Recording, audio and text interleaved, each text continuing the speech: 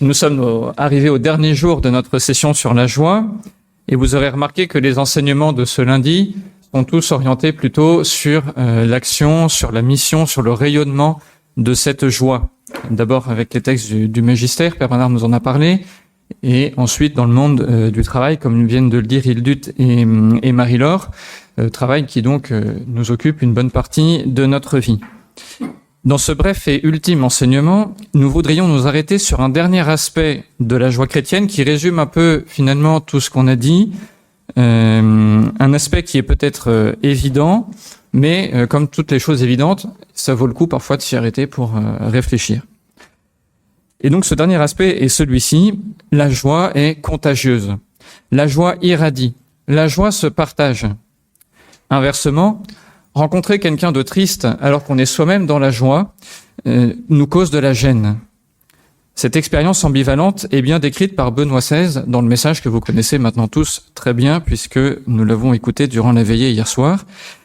On ne peut pas être heureux si les autres ne le sont pas.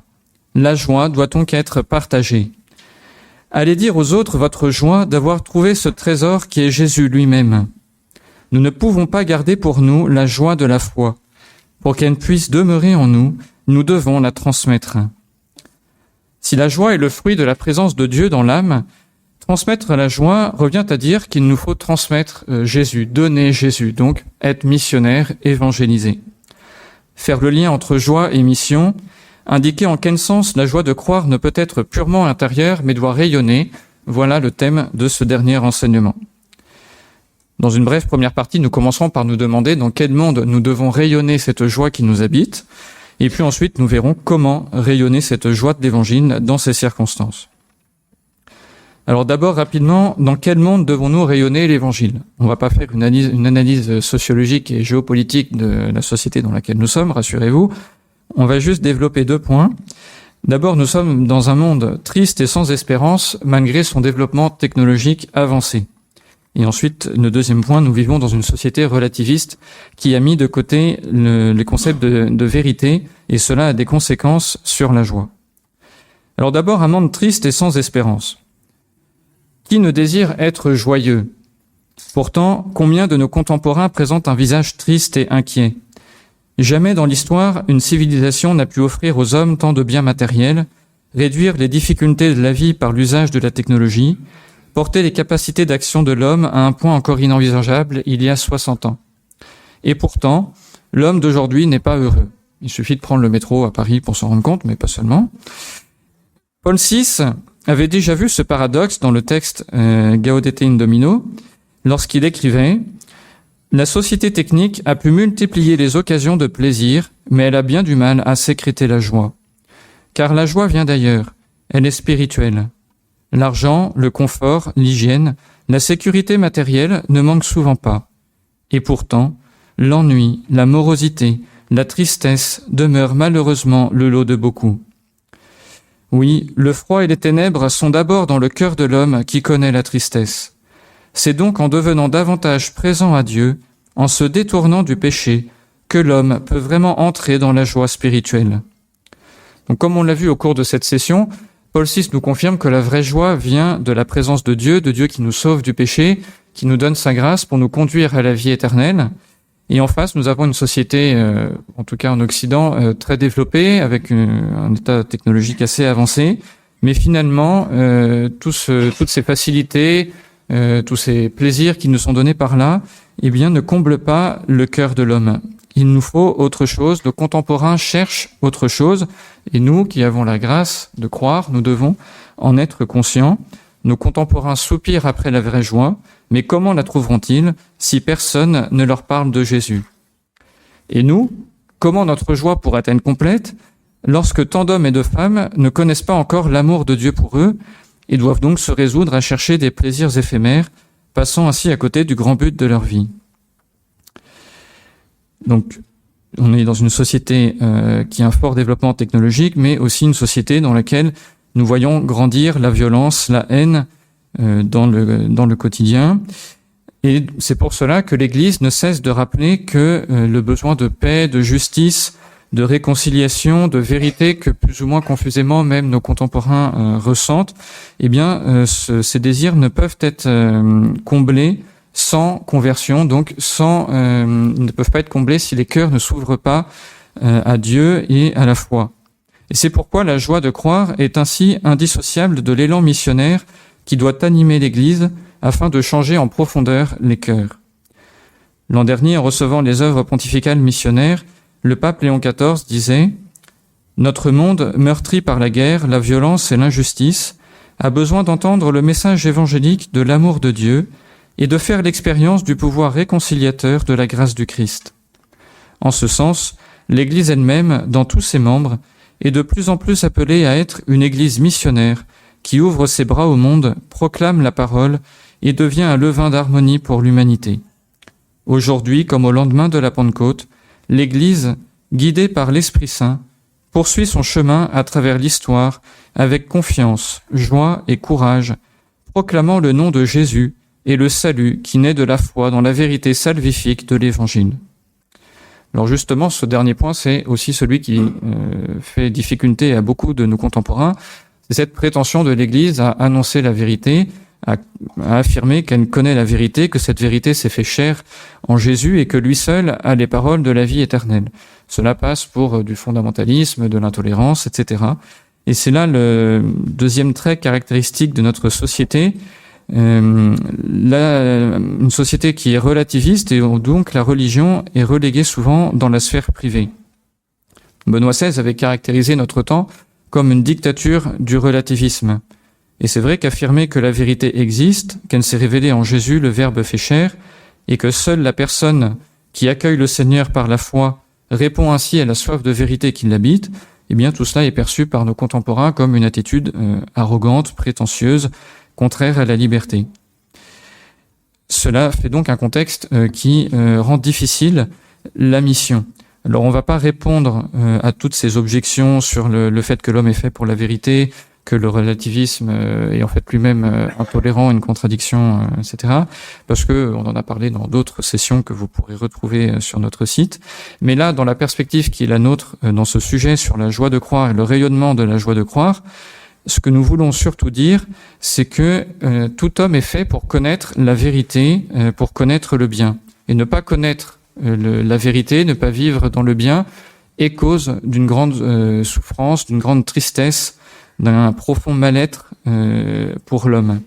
Et donc la société relativiste dans laquelle nous sommes, finalement, ne peut que générer pessimisme, angoisse et tristesse. Pour tout homme, ignorer le Christ, ne pas connaître son amour et recevoir la grâce de son pardon et de sa vie, ne peut jamais donc être une question secondaire, mais c'est une question vitale. Il y a un document de la Congrégation pour la doctrine de la foi qui est assez court et que je vous encourage à lire, sur la question de la mission, de l'évangélisation, qui date de 2007, dans lequel on dit « Même si les non-chrétiens peuvent se sauver au moyen de la grâce que Dieu donne par des voies connues de lui, l'Église ne peut pas ne pas tenir compte du fait qu'en ce monde, il leur manque un très grand bien, connaître le vrai visage de Dieu et l'amitié avec Jésus-Christ, Dieu avec nous. En effet, là le document cite Benoît XVI, il n'y a rien de plus beau que d'être rejoint, surpris par l'Évangile, par le Christ. Il n'y a rien de plus beau que de le connaître et de communiquer aux autres l'amitié avec lui. » La congrégation reprend « Pour tout homme, la révélation des vérités fondamentales sur Dieu, sur soi-même et sur le monde est un grand bien. Par contre, vivre dans l'obscurité, sans la vérité sur les questions ultimes, est un mal, souvent à l'origine de souffrances et d'esclavage parfois dramatiques. » Donc l'Église prêche à tous l'Évangile, la bonne nouvelle reçue du Seigneur. Elle n'a de cesse que de faire naître de nouveaux enfants à la vie divine en faisant connaître à tous Jésus, voie, vérité et vie. Donc voilà un peu brossé à très grands traits, j'en ai conscience, le monde dans lequel nous allons retourner dans quelques heures, mais qui attend de nous une proclamation de cette joie de la foi, de cette joie de l'Évangile. Alors du coup, justement, dans cette deuxième partie, voyons comment rayonner la joie de l'Évangile. Donc, je prétends pas être exhaustif, on va simplement développer quelques thèmes ou moyens pour être des témoins authentiques de cette joie de l'Évangile dont le monde a besoin. Et d'abord, il faut être soi-même dans la joie de l'Évangile. On ne peut pas donner ce que l'on n'a pas, et donc nous devons être les premiers à vivre de la joie de l'Évangile. Pour cela, il faut être convaincu, déjà soi-même, que l'Évangile n'est pas un carcan, un poids pénible qui pèse sur nos épaules et dont il faut éviter au maximum de charger les autres. Comme le dit saint Jean dans sa première lettre, ces commandements, les commandements du Christ, ne sont pas un fardeau. Or, dans l'adversité, il peut arriver d'envier la vie apparemment plus facile de celui qui ne connaît pas l'Évangile et qui n'est donc pas tenu d'en observer toutes les exigences. Cette tentation n'est pas propre à nous. On la trouve dans les psaumes, par exemple. Voyez comme sont les impies, tranquilles, ils amassent des fortunes. Vraiment, c'est en vain que j'ai gardé mon cœur pur, lavé mes mains en signe d'innocence. Le psaume 73. Le cardinal Ratzinger, en s'appuyant sur la parabole des ouvriers de la dernière heure, invitait à ne pas succomber à cette tentation. Lorsque nous nous interrogeons sur la nécessité et sur le sens de notre existence chrétienne, il se glisse facilement dans notre attitude un sentiment d'envie à l'égard de l'existence des autres, apparemment plus aisés et plus confortables, et qui eux aussi arrivent au ciel. Nous ressemblons trop aux ouvriers de la première heure dans la parabole de la vigne. Ils ne comprirent plus pourquoi ils avaient dû peiner toute la journée lorsqu'ils durent constater qu'un denier pouvait se gagner beaucoup plus simplement. Donc en étant arrivé à la 11e heure. Mais comment pouvaient-ils être assurés que le chômage était plus agréable que le travail? Et pourquoi donc n'étaient-ils satisfaits de leur salaire que dans l'hypothèse où d'autres auraient reçu moins? Nous présupposons que le chômage spirituel, donc une vie sans foi et sans prière, est plus agréable que le service spirituel. Mais d'où le savons-nous? En ne voyant que le côté difficile du quotidien chrétien, nous oublions que la foi n'est pas seulement un pesant fardeau, mais aussi une lumière qui nous guide et nous donne un sens. En ne voyant dans l'Église que l'organisation extérieure qui freine notre liberté, nous oublions qu'elle est pour nous une patrie spirituelle, un havre sûr dans la vie et dans la mort. Donc il nous faut être persuadés que l'Évangile est vraiment la bonne nouvelle, ce que veut dire Évangile étymologiquement. Bonne nouvelle pour l'homme, et cela parce que l'Évangile n'est pas d'abord un code de morale, un code de bonne conduite, mais l'Évangile, c'est notre Seigneur lui-même, le Sauveur, celui qui a les paroles de la vie éternelle. Jean-Paul II le résume en une phrase, « Évangile vivant et personnel, Jésus-Christ lui-même est la nouvelle toute neuve, porteuse de joie, que l'Église chaque jour nous annonce et dont elle porte témoignage à tous les hommes. » La joie naît d'un cœur qui se sait aimer de Dieu, sauvé par lui, et cela débouche tout naturellement sur le désir de conduire les hommes à faire cette même expérience. Paul VI l'écrivait en concluant son exhortation sur la joie. « N'est-il pas normal que la joie nous habite lorsque nos cœurs en contemplent ou en redécouvrent dans la foi les motifs fondamentaux qui sont simples ? Dieu a tant aimé le monde qu'il lui a donné son Fils unique. Par son esprit, sa présence ne cesse de nous envelopper de sa tendresse et de nous pénétrer de sa vie. Et nous marchons vers la transfiguration bienheureuse de nos existences dans le sillage de la résurrection de Jésus. Oui, il serait bien étrange que cette bonne nouvelle, qui suscite l'Alléluia de l'Église, ne nous donne pas un visage de sauvé. La joie d'être chrétien, relié à l'Église, dans le Christ, en état de grâce avec Dieu, est vraiment capable de combler le cœur humain. Et donc c'est pour cela que l'Église est intrinsèquement missionnaire, c'est sa raison d'être, comme l'a rappelé le Saint-Père aux cardinaux récemment. La mission n'est pas l'une des nombreuses tâches de l'Église, elle est sa raison d'être. Le Christ demeure dans l'Église, il continue sa mission par l'Église, et l'Église doit donc rayonner et transmettre cette présence de Jésus.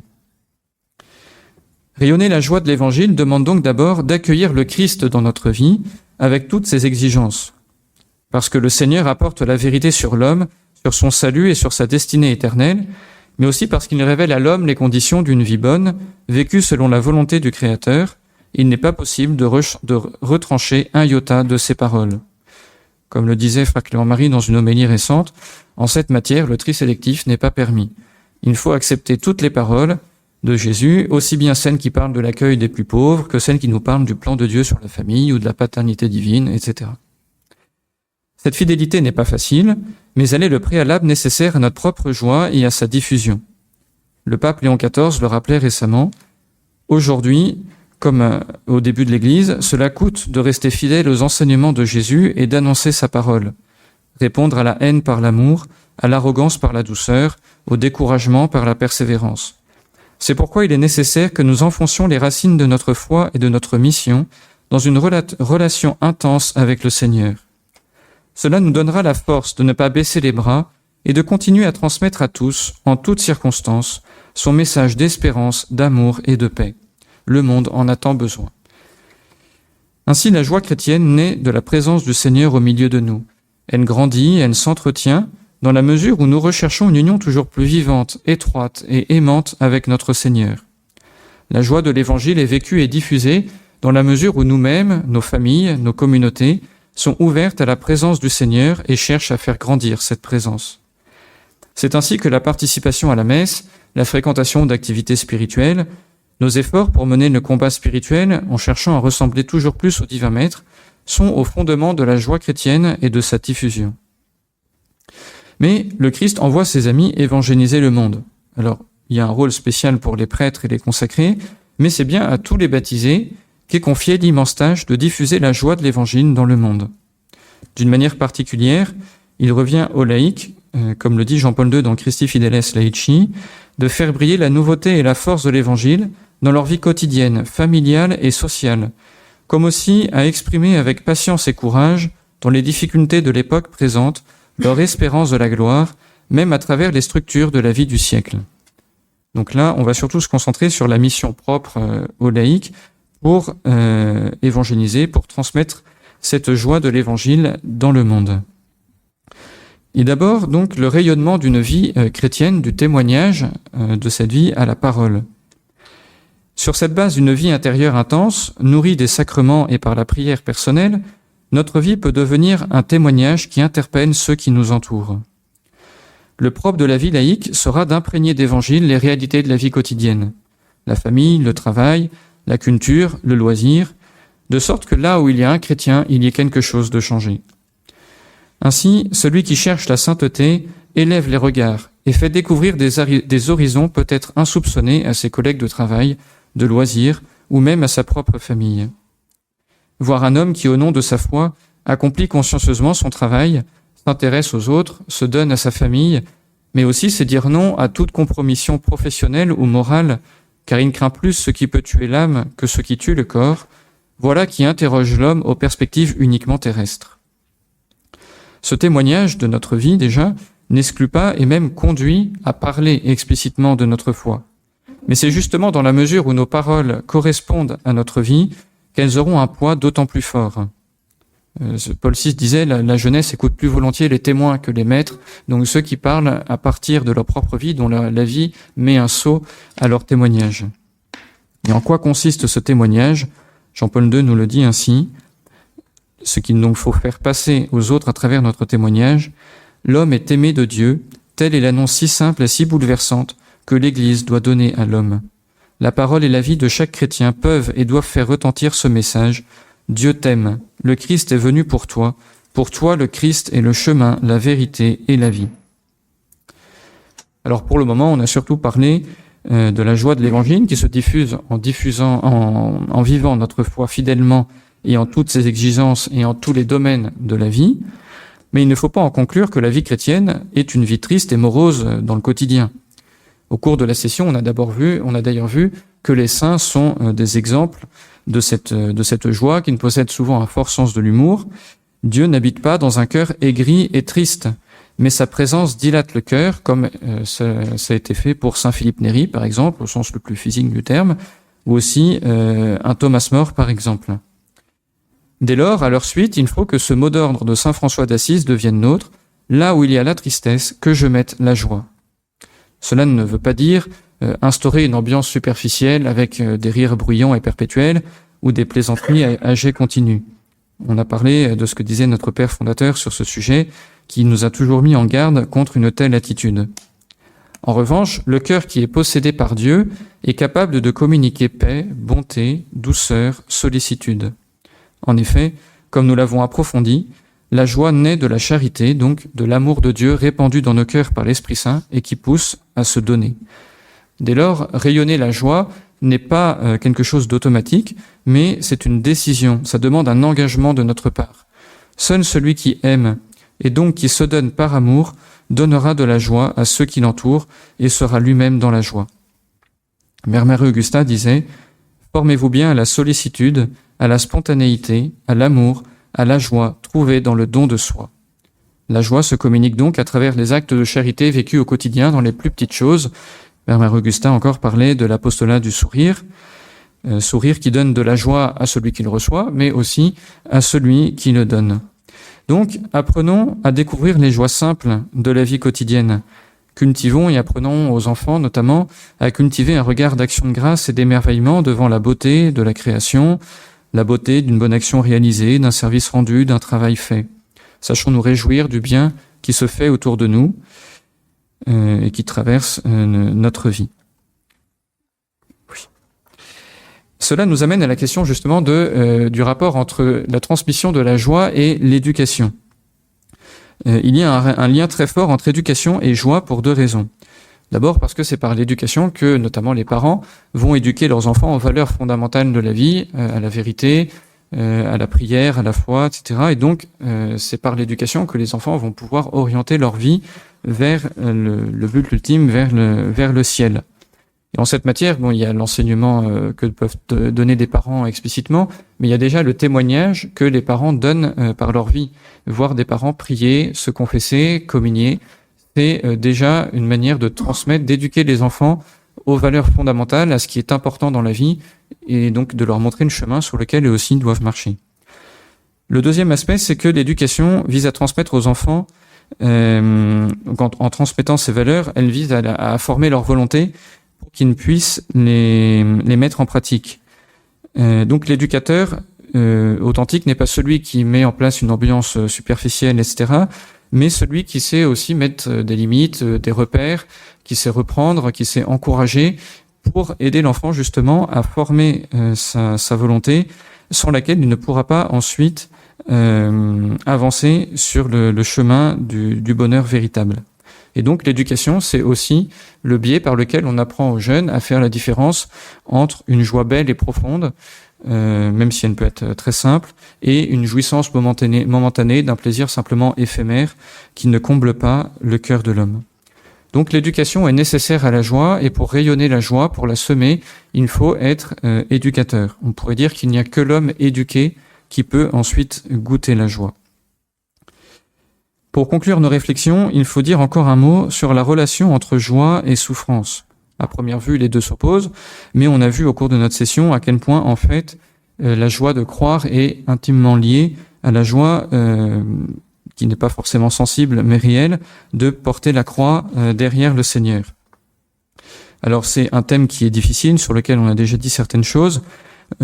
Pour en parler, pour éviter parce qu'il vaut mieux parler d'expérience sur ces choses-là, on peut faire intervenir au moins un témoin.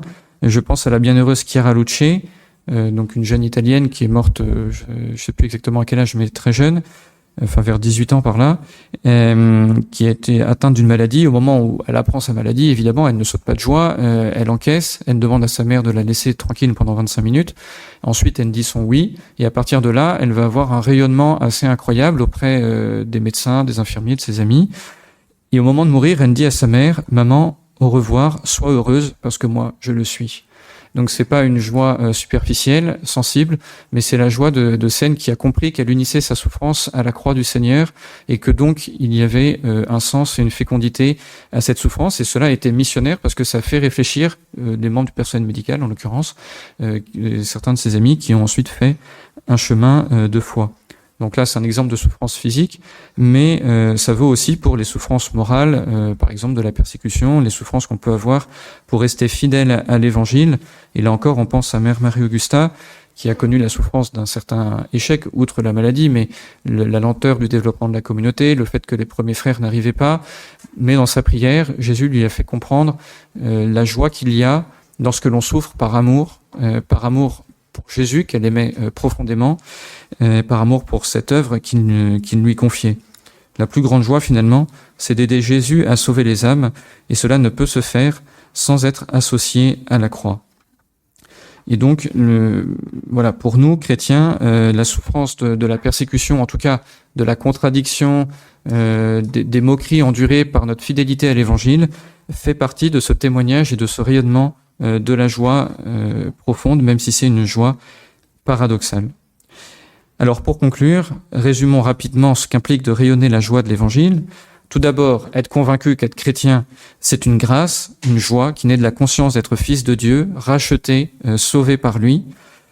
Et donc cette joie, il nous faut la communiquer, déjà en ayant nous-mêmes des visages de sauvés, comme nous a dit Paul VI.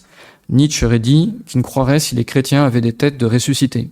Nous voyons ce qu'il nous reste à faire. Ayons des têtes de ressuscités, travaillons à ce que nos enfants, les jeunes, tous ceux que nous côtoyons, aient des têtes de ressuscités, en sachant l'importance déjà des petites joies quotidiennes, comme le chantait Maria dans la Mélodie du Bonheur, l'importance des joies de la vie quotidienne.